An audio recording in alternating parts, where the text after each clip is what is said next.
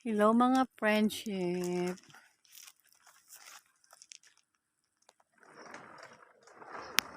Naglakwat siya naman yung lola niya.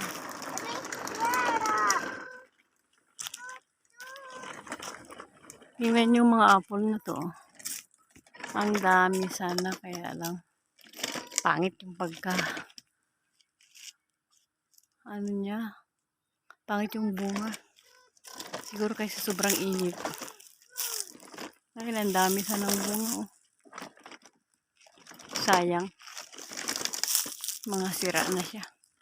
Hindi talaga siya pakinabangan. Ang dami pa naman sana nila. Ayan.